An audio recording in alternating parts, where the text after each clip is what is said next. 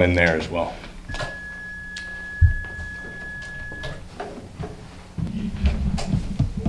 When I read and this was the 2000 that was in our packet, when I read what they had to say about raised sidewalks, raised crosswalks, didn't leave me with a warm feeling that they're that effective. And I guess that's very subjective. And I think the only way we're ever going to find out is if we want to go forward with this is to do it and see what happens. Again, I may question, whether or not it's going to reduce the amount of traffic. It's certainly going to reduce speed. And speed obviously influences noise and a few other quality of life issues. I don't know how much it's going to deter the traffic, but it's certainly going to slow it down. And from what I understand, slowing it down, it will minimize the use of Jake brakes and all the rest also. So,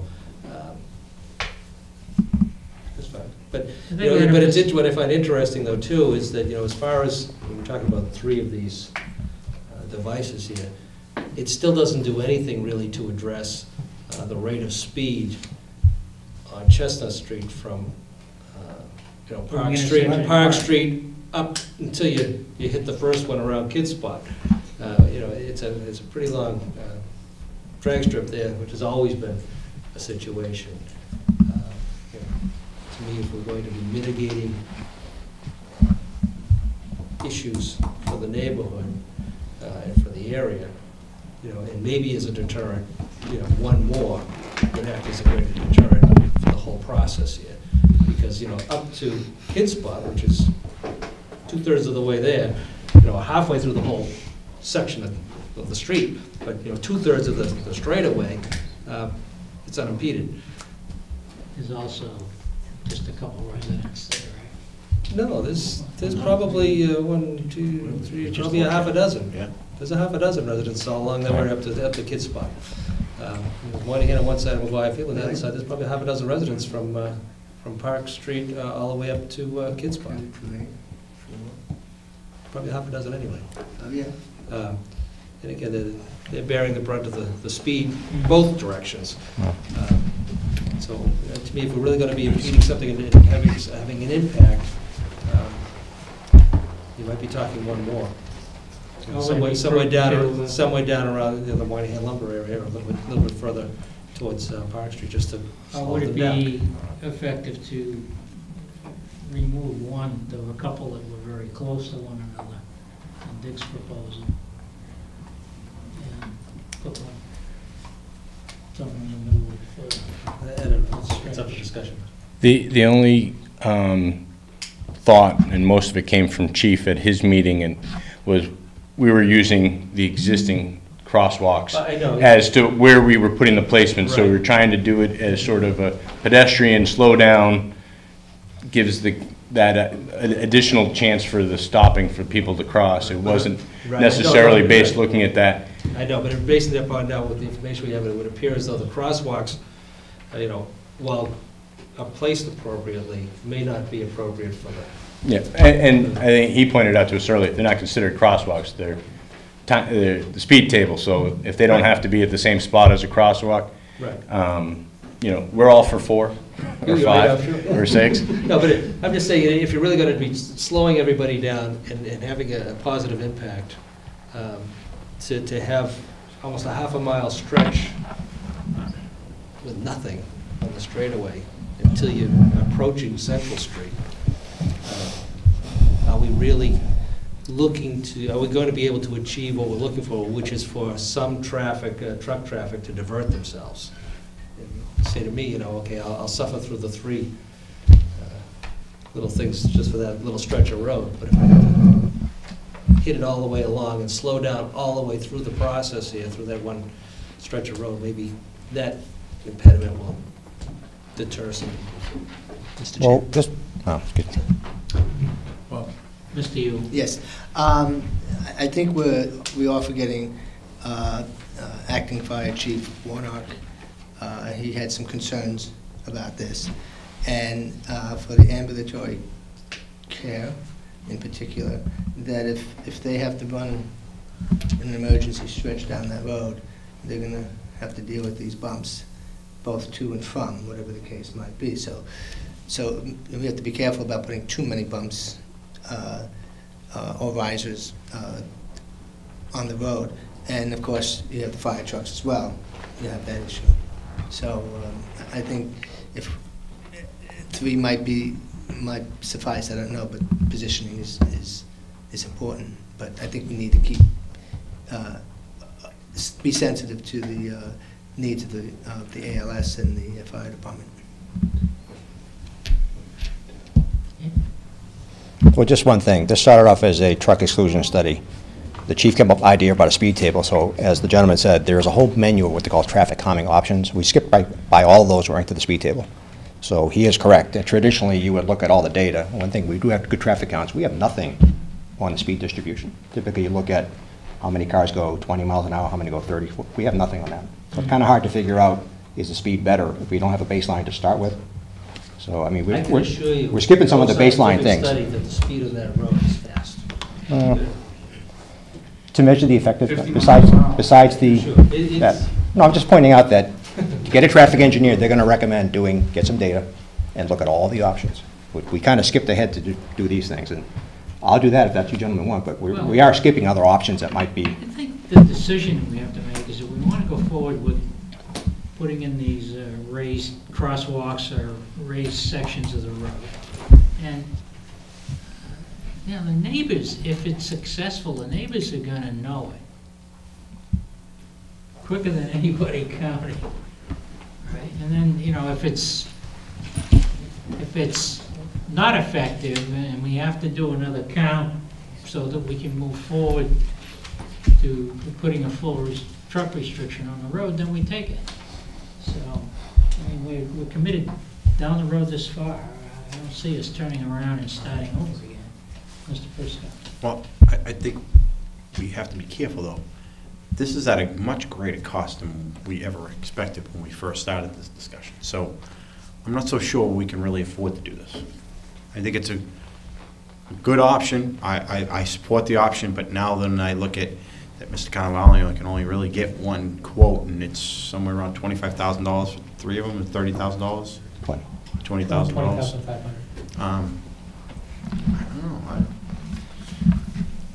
It's obviously the majority board here makes the decision, but that just seems like an awful lot of money to address this problem. I looked at a lot of literature. I'm not sure where the chief got his number from, but everybody said they're about the same price, $5,000 a piece. Literature from 10 years ago. So I'm pretty sure I'm not sure where 1,500 came from, to be honest. Do you have a quote on those portable ones that you initially talked about? Do you know roughly how much those are? They are more. They'd be in the 9,000 range. So they are more expensive, even though they have the flexibility of installing and taking out. And I've been overseas, and they use them overseas all the time, and little zigzag. There's a variety of things they have, and I've seen them, and they do last, but they're just another expense, like Mike said. I mean, I don't mean to put a roadblock into this. I just think we have to address it. That might work. Roadblock. I think Mrs. Swart may want to Swart. if we could recognize her. Mrs. Swart? Speaking to what Mr. Prisco just mentioned, the temporary speed humps, I did a little research myself, and you can buy the temporary ones that are made of rubber, have a 10-year warranty, and according to the quotes that I got, you can get them for, including shipping, for $2,700 to get 3 of them. And these they would cover the width of the street.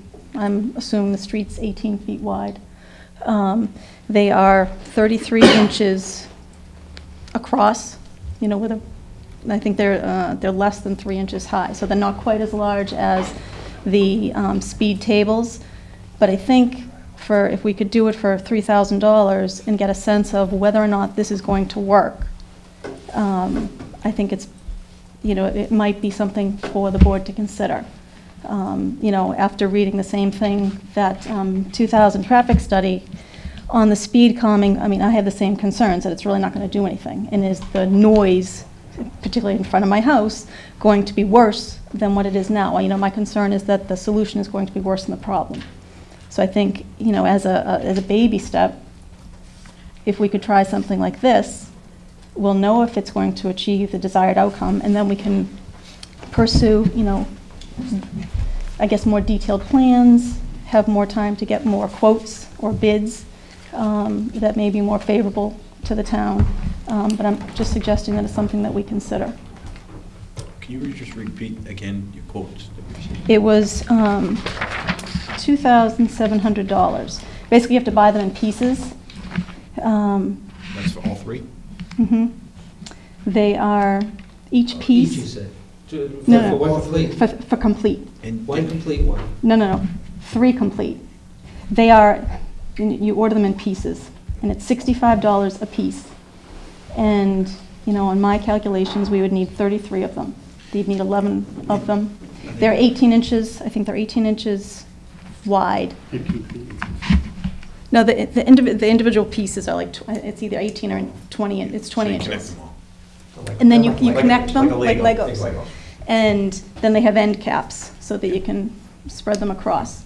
And that was for, I'm assuming you would need 11 pieces for each speed hump. And the cost of that was $2,155 plus the end caps was another $60. The shipping is $337 for a grand total of $2,706.15. Jay, do you know how they're anchored? How are they? They come with all of the hardware, and I think they're anchored by steel bolts. Okay, so could yes. assume, but Right. because it's over, flag bolts. Are they speed rated? So they're for like 25 mile an hour? It said in here, you know, 15 to 20 miles an hour, and I did call the company and spoke to the woman who said that they do recommend that you remove them during the winter because they're not made to have snow plows go over them. These are 3-foot wide. Yes. Yeah, I think 33 inches. 21 feet wide, so Right. it's 7 times Yeah, so it's, smaller. you know, but it, as So I said, relatively this speaking, is, it's the same price, just less on the middle thing. Usually a ramp up, a flat spot, usually a smaller. yeah, this is a, basically. Yeah, more drastic. It's more of a speed bump. More of a speed Yeah. bump. More of a speed bump than a. right, Yeah. right. But You know, they call it a 3-foot traffic calming speed hump. 3 foot. That's what they call it. Yeah. They design, Yeah. again, I don't know if they're more designed, those are more designed for parking lots rather than, or more rural streets, rather than, this is kind of a major thoroughfare. Yeah. We already agreed the trucks would rip them up and spit them out of the back, right? 2 meetings ago? I didn't Well, hear that. snowplow would. We hit them with plows, they would, but. No, but that's what I'm saying, take them up and, but,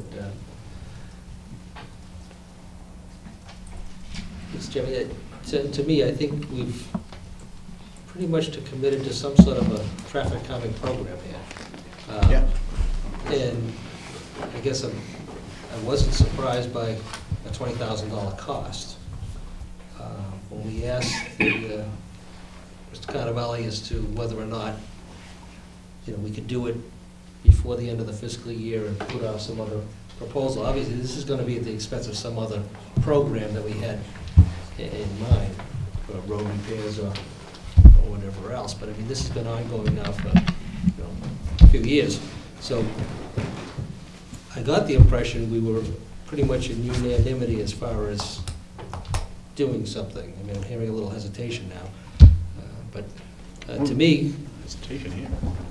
you know, I wasn't surprised by the price. I think if we're going to really do something that's going to implement a little bit of change here, I think we need a 4th one further on down on Chestnut Street in order to mitigate the actual speed coming up and to also encourage alternate routes. So, I mean, if we're going to do it, I think we should make an attempt to do it right. And based upon what was proposed, I think we need a 4th one, and I think we should just move forward and try it. And again, simultaneously, or maybe not simultaneously, maybe in 6 months, you know, after the summer season here, if we see this, if this works, maybe in 6 months, then apply for the exclusion if needed, you know, based upon input from the residents. Dick, to get this done as soon as possible, from your existing budget, what doesn't get done, or what gets put off until